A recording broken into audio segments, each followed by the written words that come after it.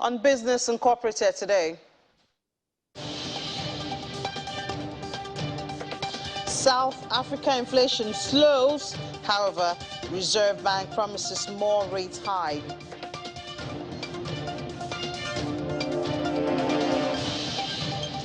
Kenya launches electric mass transit bus in its energy transition efforts.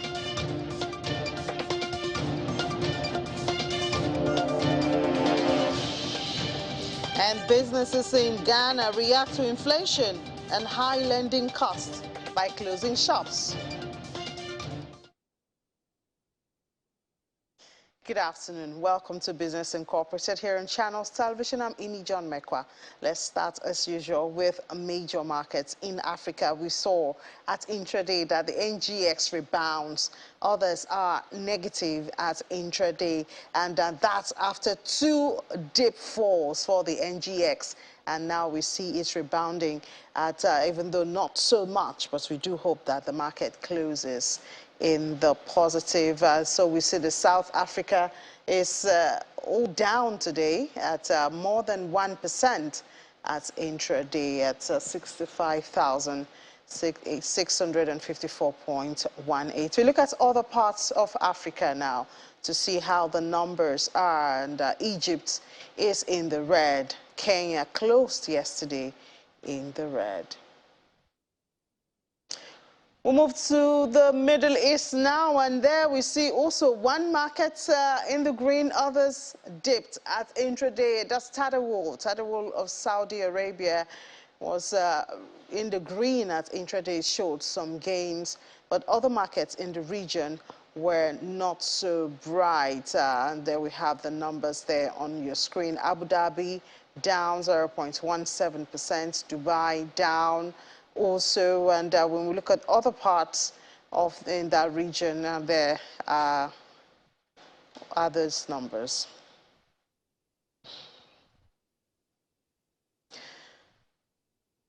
All right, let's go to Europe now and find out what's going on there. In the midst of weaning itself off Russian fossil fuel deliveries, the continent is in urgent need of liquefied natural gas to get through the winter. And it's not as if there isn't any. In fact, there are dozens of ships carrying LNG waiting for entry into Spanish ports, but they cannot be unloaded. Well, thank God we do have Chris, eyes and ears there to tell us why. Hi, Chris. Good afternoon. So why do we have these vessels waiting at the ports and not being able to load when there's a great need for the gas they're carrying?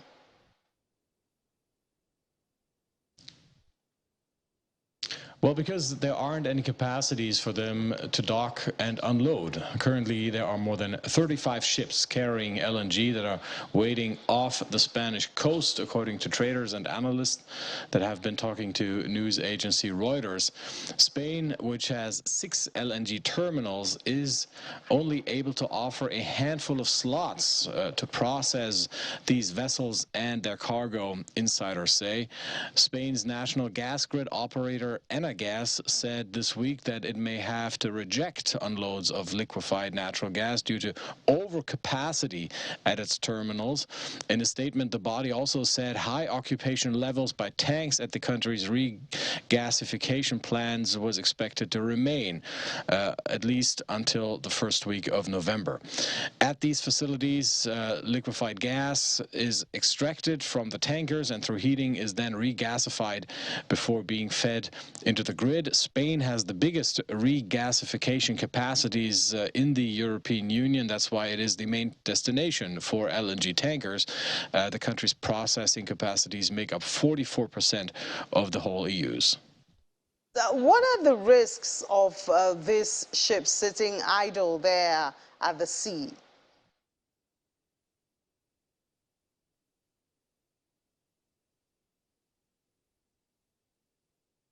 The risk is that these ships turn to potential customers outside of Europe to whom they can sell their cargo. And it's not that there's no demand, quite the contrary. Countries like India, Bangladesh or Myanmar have long been banking on LNG as their energy supply. But with Russian energy deliveries to Europe cut and the continent aiming to cut its dependence on fossil fuels coming from Putin's Russia, the bloc has increasingly been turning to liquefied natural gas, accepting higher prices from producers from the Middle East or the United States, and outbidding customers in Asia, for example. There are even reports that producers are willing to accept hefty fines by defying existing contracts and delivering to European countries that are willing to pay much higher prices than Pakistan, for example. So the demand for LNG certainly is there on the world market, and if it can't be processed in Europe, there'd certainly be other places to take it, although that would take some time, of course. So for Europe, there are currently not many more options than to wait, and according to the Spanish authorities, things could look a bit more positive in the coming weeks when it comes to processing these LNG. And looking further ahead, there's also the prospect of more alternatives when it comes to dealing with incoming liquefied natural gas. Germany is currently constructing 4 LNG terminals of its own, 2 of them floating off its coast, which are to start operating this winter. Yeah, interesting there, Chris. But how are the markets faring today? Today's trading session at the Frankfurt Stock Exchange started with slight gains, continuing the recovery we've seen this week. Yesterday, Germany's DAX got a solid boost from U.S. markets, where strong corporate earnings provided a positive surprise to investors. But now caution seems to be the prevailing sentiment. Germany's blue chips index turning into negative territory, trading slightly below yesterday's closing price. All right, Chris, so much for that update. We'll do it again tomorrow. All right, from Berlin, we head to the UK in London, where Juliana is standing by in our studio. Juliana, good afternoon. Well, I guess this is a continuation of the conversation you started with Ladi in the morning. You talked about inflation finally hit that double digits you've been talking about at 10.1. I know you would say it feels even more than that, but the markets by now, the market by now should be reacting to it. How's the market looking and reacting to these inflation figures? You just took the words right out of my mouth. Good afternoon, Innie. It definitely feels like more than 10.1%. If you ask normal people on the street, it can feel like 25 to even 50%. I don't actually have the live numbers on me, but before coming into the studio, I did have a check, and it does appear as if the UK blue chip has recovered some of those losses from early this morning. The losses really from the banks. The Financial Times are at it again. They've been leaking several pieces of information to the media, to investors, some wrong, some could be right, and what they are suggesting is perhaps the new Chancellor is mulling over a windfall tax for banks, because of course their profitability has soared ever since the Bank of England have been hiking interest rates, and they're certainly going to be hiked when the Monetary Policy Committee meet at Threadneedle Street on the 3rd of November, because this morning we had that data from the Office for National Statistics showing that CPI in the month of September reached 10.1%, up from 9.9% in August, and the second time this year that it has reached double digits. This is a fresh 40-year high, and it is hitting people where it hurts, and that's in the cost of food. And we're not talking about luxury food from luxury retailers like Waitrose. We're talking across the board. It's just much more expensive to eat at the moment. So serious headache for Liz Truss, the already embattled and bruised Prime Minister. She was at Prime Minister's Questions today, and she said, and I quote, that she is not a quitter, she is a fighter. But, you know, how long can she continue on this fight when 55% of her own MPs want her out? So I think now the British public are really counting down to when we say goodbye to Liz Truss. Will this lead to a general election? We just have to wait and see, Innie. Yeah, wait and see, but doesn't sound like we're going to wait for long, Juliana. And it's been very dramatic, you know, since she got into office. And even with all of the promises, the apologies, the reversals, and all of this is not even getting to the real workers. We see they've set out dates again for strike in November. Doesn't look like there's an end in sight. It doesn't, and you're absolutely right. More misery for commuters because RMT, the massive union that looks after most rail workers in this country, have said there are going to be 3 further dates of strikes in November, I believe on the 3rd, the 5th and the 7th. This, of course, follows so many spates of industrial action that took place across the summer, really hitting some big sporting events, including the one quite recently, the London Marathon. So really hitting people at a time when they want to get to somewhere by a train. There were some suggestions that perhaps the RMT had come to some sort of agreement with Network Rail, who that's the umbrella company that looks after the rail network here in the UK. But alas, that's not the case. It seems like the proposal has been taken off the table. Network Rail say they have got a £2 billion black hole that, whether or not the workers like it or not, has to be filled within the next couple of years, and it is going to be tough. They said that they have suggested an 8% pay rise over the next 2 years. RMT said it's not good enough. They want more. They believe that Network Rail have reneged on some of the earlier suggestions that they put to the table, and they're going to be giving their workers unsociable hours. You know what that's like, in a not increasing their pay and really giving them tough working conditions. So it's not great. We had the TUC Congress in Brighton this week. They are pushing for a winter of discontent, so we're expecting over the next couple of months there to be a general strike across many sectors in the UK, which it doesn't also include the public sector, so we're talking nurses, teachers, and because they're just not happy, especially now that we've got double-digit inflation. People's wages are just not going far enough in this country at the moment. Yeah, well, I remember in South Africa, Juliana, the workers there asked for an increase in wages equivalent to the inflation figure, and I don't know. But I guess as the Prime Minister said, she's not a quitter. We'll see what she will do and how she'll handle all of this. Thank you so much, Juliana. That's right. She may not be quit. She may be pushed out. Thank you. All right, Juliana, thank you so much. Well, let's go to the other markets now. Shares in the Asia-Pacific were mixed on Wednesday following a second day of gains in major U.S. indexes. The Hang Seng Index in Hong Kong fell around 2.38% to 16,511.28, with the Hang Seng Tech Index slipping 4.19%. Following leader John Lee's policy address.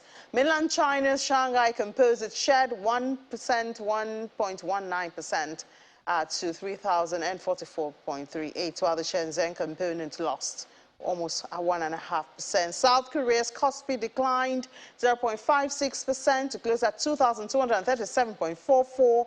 Nikkei 225 in Japan was up 0.37%. Topics gained 0.19%, and Japanese yen remained above 149 against the US dollar, touching a new 32-year high. In Australia, the S&P AX 200 gained 0.31% to 6,800.10. MCSI's Broadex Index of Asia-Pacific shares outside Japan was around 1% lower. Going to the United States now, Netflix has been in the news because they boosted the market, but those gains seem to be going down. The U.S. stock futures gave up gains from earlier in the day after the release of a strong quarterly result from Netflix. Dow Jones Industrial Average futures were down 86 points. S&P 500 and Nasdaq 100 futures traded lower by 0.4% each. Netflix shares rallied 13% after the streaming giant posted earnings and revenue that beat estimates, as well as strong subscriber growth for the third quarter. Other tech-related names such as Meta, Amazon, and Microsoft traded higher in the pre-market. Well, let's have a look at how market traded yesterday. Maria Bird our correspondent in Washington, should join us for that, but I guess she's not here at this time. So we'll move to other markets now. Oil prices, it rose slightly higher. Talking about the oil market, I mean, plenty of caution as bullish signals take falling U.S. crude stocks, and generally undersupplied markets were countered by bearish factors such as uncertain Chinese demand growth and falling gas prices. Brent crude futures for December settlement rose 76 cents to $90.79 a barrel. Earlier in the session, Brent hit a low of $89.32. U.S. West Texas Intermediate crude futures for November delivery expiring tomorrow was at $83.82 a barrel, and that's up by $1. The December contract was at $82.92. In the previous session, the contract fell to their lowest in 2 weeks on reports of U.S. President Joe Biden's plans to release more barrels from the Strategic Petroleum Reserve, and British and Dutch wholesale gas prices fell this week on the back of mild weather, full gas storage tanks, and plentiful liquefied natural gas tanker arrivals. Well, this week, China postponed the release of some key economic data, highly unusual, and we do know that in the coming days, this is going to push the sentiment of investors in either ways. Let's take a break now. After the break, we'll find out why businesses are closing shop in Ghana. How is that in response to inflation? We'll have that conversation and other stories from the African continent after the break here on Business Incorporated. It's on Channels Television.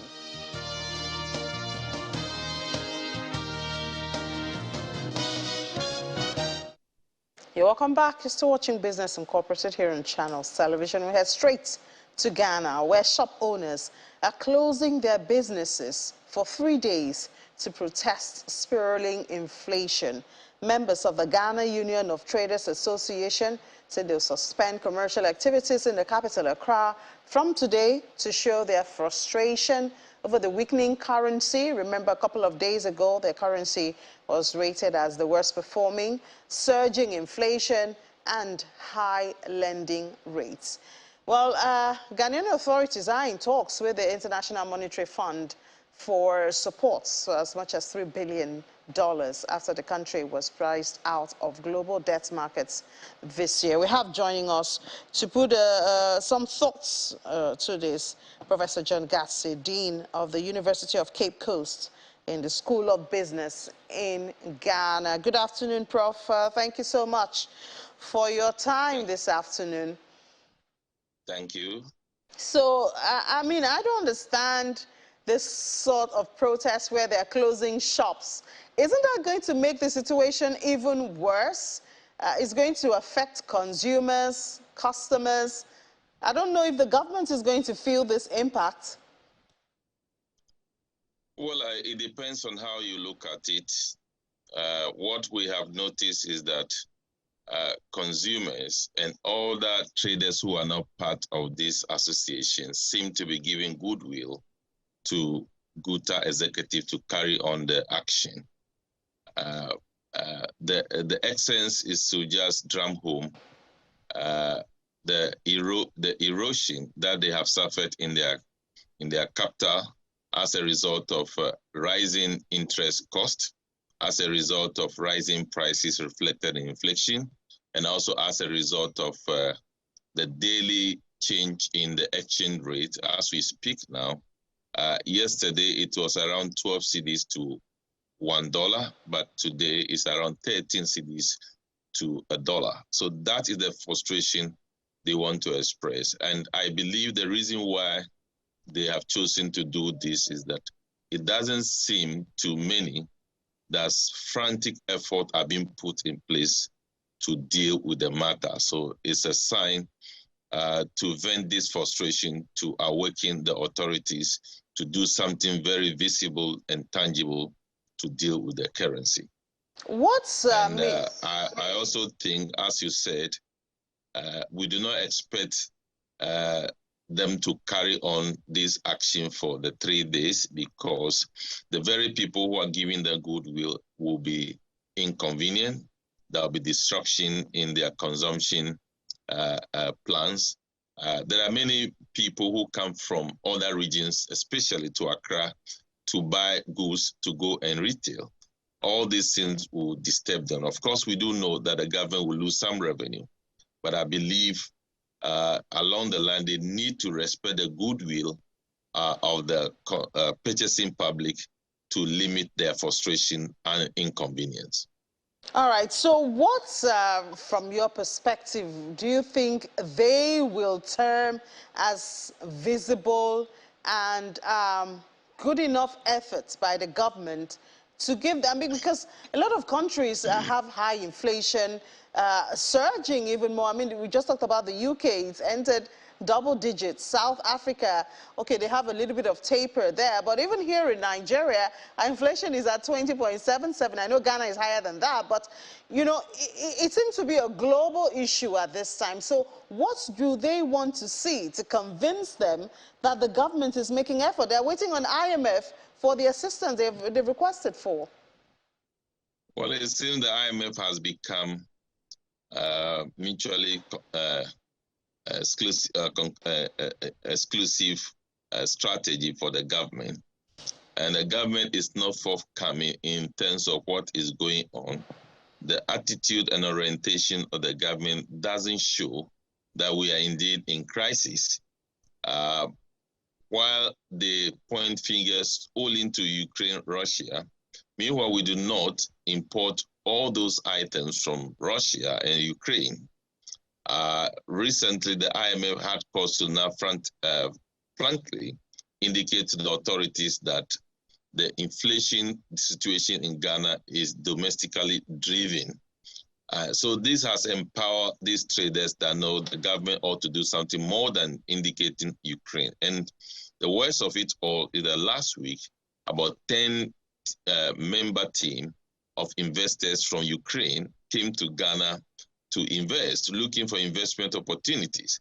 So if those people who are at war and you claim that is why we are having this problem of inflation, exchange rate volatility, and interest rate hike, and they find reason to do something to come to look for investment opportunity, that they believe the authorities need to do much more than what they are doing. All right. I believe that is the reason. Okay, all right, Professor John Gatsi. This is an ongoing conversation. I mean, Ghana is just our neighbor, so we certainly have our eyes there, and we'll continue this conversation. Thank you so much. We do wish you the best in dealing with this situation in Accra. Thank you. All right, so from Ghana, we go to South Africa, where their annual consumer price inflation has slowed slightly. SATS SA says it's been measured at 7.5% for September. That's slightly down from 7.6%, which it was in August. It was edged further down from the 13-year high of 7.8 recorded in July. However, the reserve, the SA Reserve has said it will continue to hike rates and to deal with inflation even further.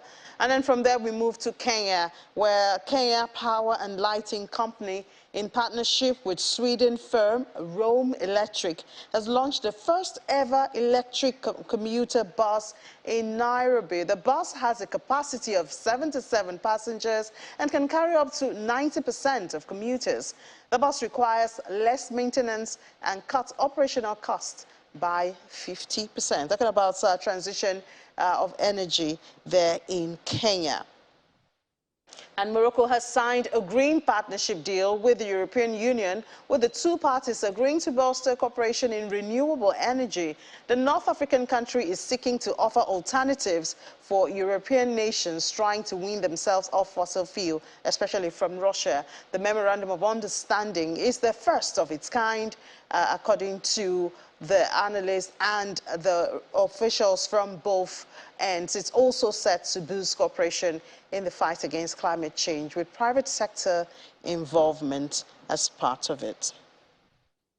That's the program for today. Thank you so much for being a part of Business Incorporated. Business will be back tomorrow morning, 10 a.m., Business Morning. And then I'll be back at 1:30 for Business Incorporated. Do enjoy the rest of your day. I'm Ini John Mekwa.